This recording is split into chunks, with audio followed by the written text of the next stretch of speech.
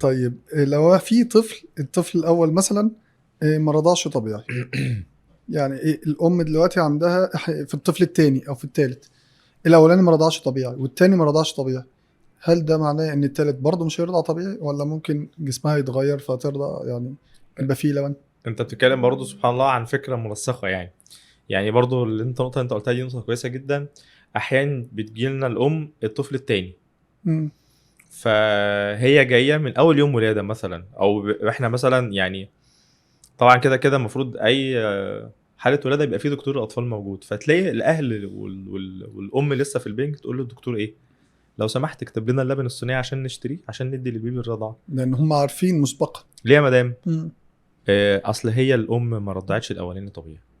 تمام. ايوه ليه؟ الاسباب بالمناسبه كتير تماما. ده لا يمنع ان الطفل عادي ممكن يرضع طبيعي. يعني ما تحكمش على الطفل التاني او الطفل اللي يلي الطفل اللي ما رضعش طبيعي ان هو خلاص مش هيرضع. لا، يعني احتمال كبير جدا بالمناسبه انه يرضع.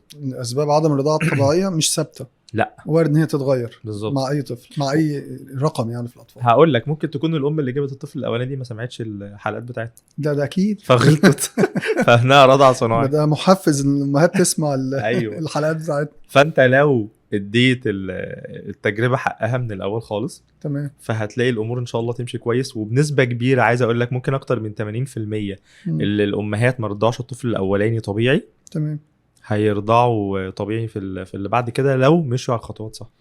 طيب احنا كنا بنقول في التدخين وفي المخدرات اللي هي في حاجة ينفع مع الرضاعة وحاجة لا، خلينا بقى في الحاجات الطبيعية. الأكل، في ممنوعات في الأكل بالنسبة للأم تأثر عن الرضاعة؟ انا ممكن اقول لك مانع واحد بس. الشطة. لا، الفسيخ.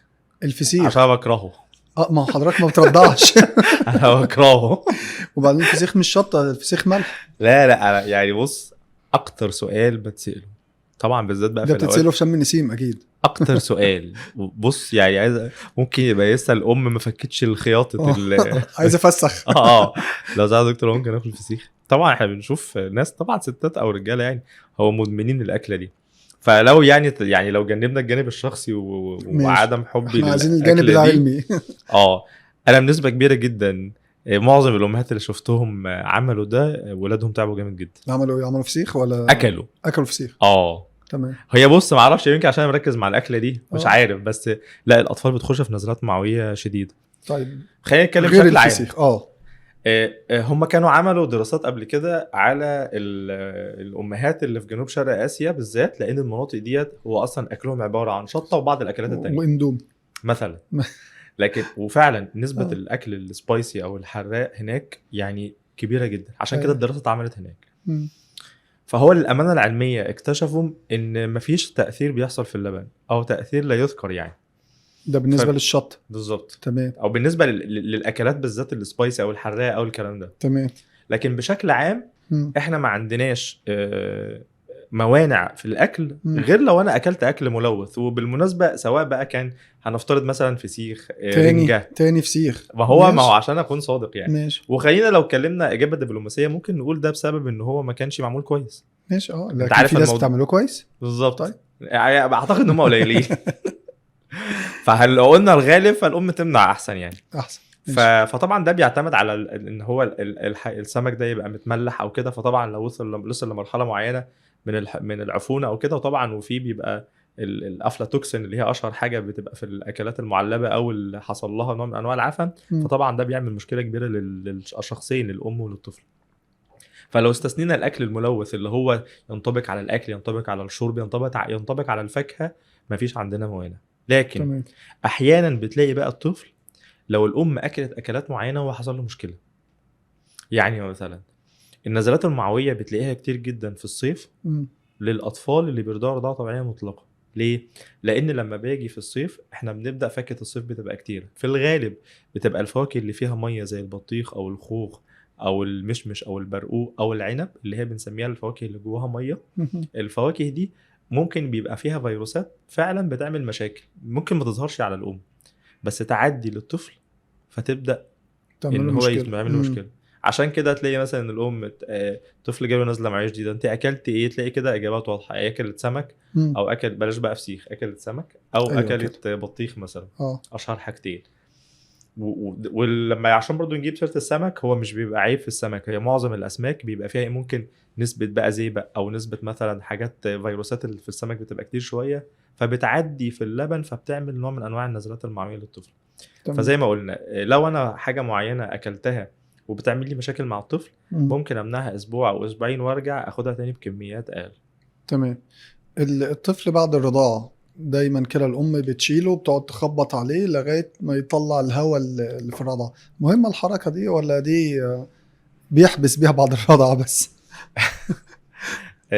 هو انا عاجبني بصراحه ان انت بتركز على نقط مهمه، وهي زي ما كنا لو تفتكر يمكن في الجزء الثالث او الرابع لما قلنا هنخش في المشاكل، هي مم. برضو دي من لما ضمن كنا بنصطدم، احنا بنصطدم. عندنا الاصطدامات دلوقتي. انت عندك برضو قاعده عند الام ان انا لابد ان انا الطفل بعد الرضع يتكرع. ده لازم، مش لازم، دي مش انا ماليش رفاهية فيه، يعني. هو لازم يتصرف. يتكرع.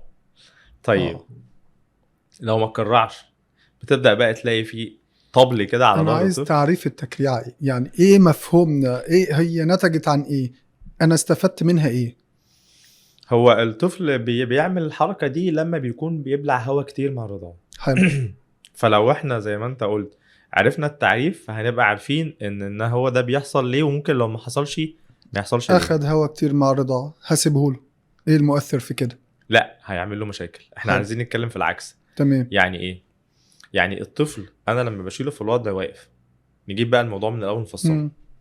هل انا دلوقتي بعد ما الطفل يرضع اهو المفروض اعمل ايه؟ خلينا يعني نفصل الموضوع ونحط الحاجات الصح مع الحاجات الغلط. تمام. هو فعلا الطفل لابد انه بعد الرضعه انه يتشال واقف. تمام. ماشي. هو بيتشال واقف ليه؟ بيتشال واقف مش عشان يتكرع بس، عشان لا، اللبن ينزل تحت والهواء يطلع فوق. في ينزل بطنه. تحت برضه. فين؟ في بطنه يعني، اكيد في بطنه. هي بقى دي النقطه المهمه اللي محتاجين ناخد بالنا منها. اه يعني كلنا لو تفتكر في الاعدادي درسنا الجهاز الهضمي. الجهاز مستحيل الهضمي طبعا. ده اكيد يعني. هو يعني على عباره عن الاول الفم، البلعوم، الاكل او الشرب ينزل في المريء، ينزل في المعده، وبعد كده ينزل في الاثنى عشرة، وبعد كده في الامعاء الغليظه الرفيعه، وبعدين الغليظه. تمام. خلينا نمسك بقى، انا يهمني اي نقطه المعده. المعده عامله زي ما يكون لها صمامين مم. او حنفيتين، حنفيه فوق وحنفيه تحت. مم. الحنفيه اللي فوق هي زي صمام كده او حلقه ما بين المريء وما بين المعده، ده بيمنع الاكل انه يطلع من المعده للمريء اللي هو الارتجاع.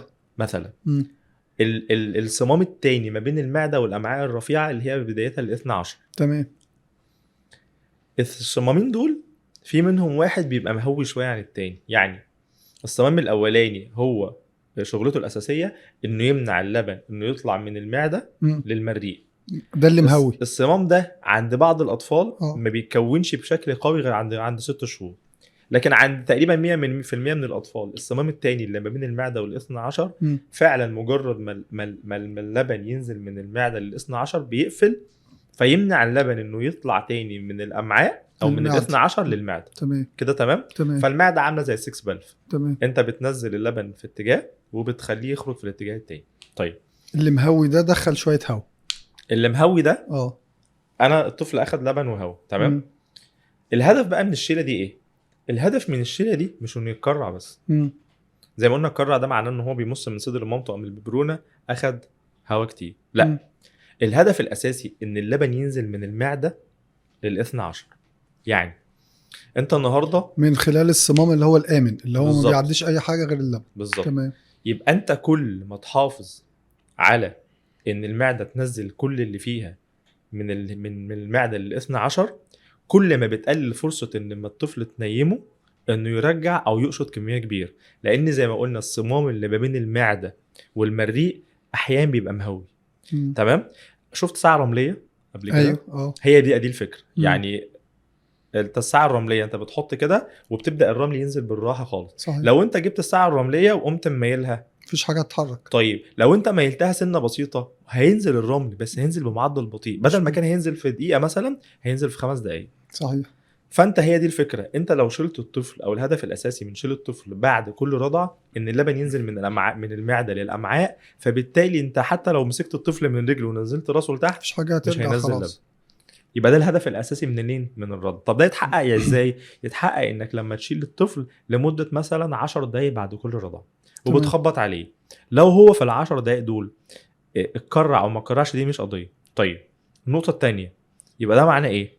انا شلت ابني اهو وخبطت عليه بعد الرضع، هو بعد ثانيتين اتكرع، ممتاز. خلاص هنيمه؟ لا، لان زي ما قلنا انا عندي هدف اهم ان هو كل لبن ينزل تحت من المعده من المعده لل ل 12. 12. تمام. وبالمناسبه الكلام ده لو عملناه هيفرق معايا جدا في موضوع التشخيص الخاطئ للكلمه المشهوره ان تلاقي الام ابنها رجع مرتين ثلاثه، هي اصلا بتيجي مشخصه يعني. انا دكتور ابني عنده ارتجاع. ابني عنده ارتجاع في المريء. هنتكلم في نقطه الارتجاع ديت بعد كده، بس خلينا نقفل الموضوع اللي هو ايه، خرجنا منه الهواء خلاص بالظبط. وشايلينه 10 دقايق. ممتاز. ده يقلل بقى المغص عندي بكميه كبيره جدا وهيخليه يستفيد من الكميه اللي هو رضاها، ويستفيد منها كويس. صح. يبقى ديت كده مش اختيار، ده كده لازم بعد لازم. كل رضعه لازم البيبي يتكرر. مظبوط. تمام، هنكتفي بهذا القدر من لسه التكليف. عندك اسئله كتير، بجد؟ هنكمل في جزء في الناس تاني. تزهق. لا ان شاء الله مش هيزهقوا طالما بيسمعوا حاجات جديده يعني، تمام افاده يعني. ان شاء الله. نتقابل مره تانية. شكرا.